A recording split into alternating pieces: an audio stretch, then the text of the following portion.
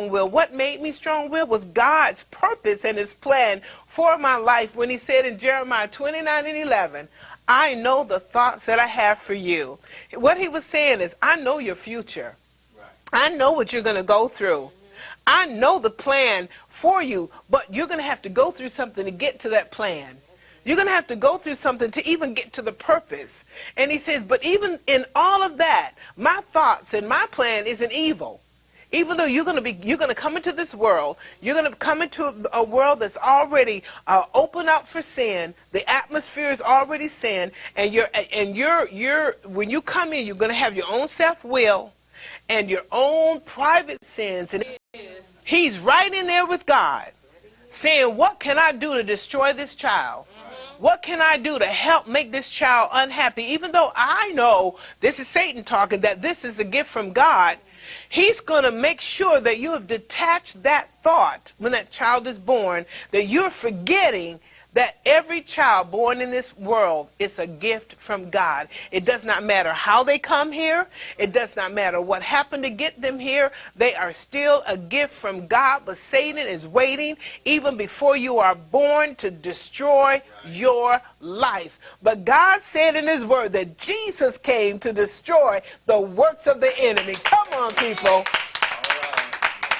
So now it's up to us as parents to make sure that even though that child seems to be, as we would call it, is giving me a headache. I've heard parents say, they give me a headache. How can a child give you a headache? You have to look at that baby. That baby's going to grow up. That baby's got a character. That baby is growing into his own personality. They're expressing who they are. They may be busy, but they are really growing into who they need to be. But we take them here first. On their journey through life, guess where they start off? Right here in brokenness. And so that's what my show through God's Honorable Women, Women of Ministry, is called Broken Vessels of Clay. Because we start on our journey in a wrong way with help from our parents, with help from those who are over us, with help from those who try to see us in a bad way, or they see us already marred, so they want to just head and do something to make it worse. Or you may find someone who literally sees the good in you. And I like that. I like when someone can see the good in you amidst all of everything else. And even though the child may be having a temper tantrum, which they shouldn't, but if they have one, at least try to see past the smoke screen of the temper tantrum and help them get through that. What's really happening to you, child?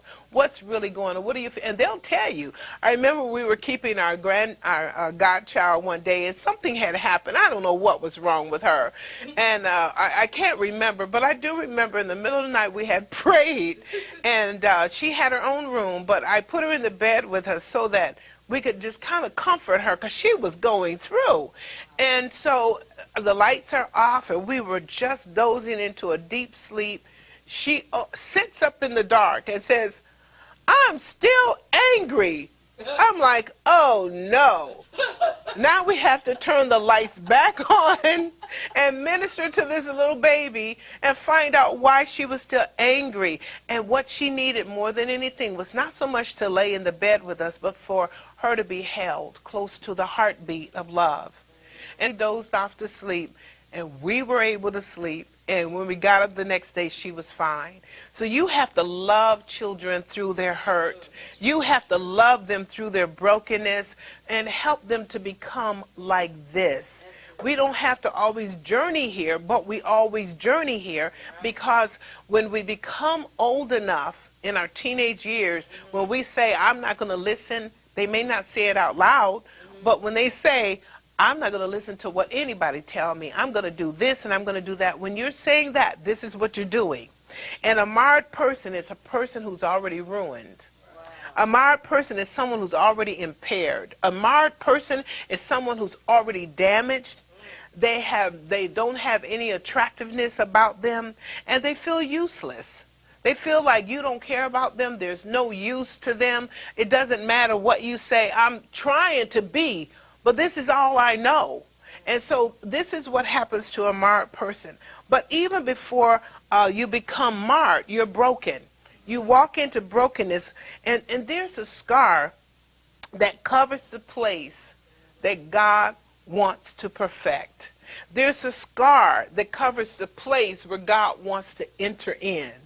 And God has a difficult time going into that place when it's covered by a scar.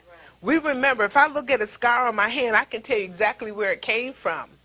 But will I allow God to go behind that scar and heal the brokenness, heal the pain, heal the hurt? Yes, because we need to. Even if the scar remains, you can smile and say, I'm healed in that area.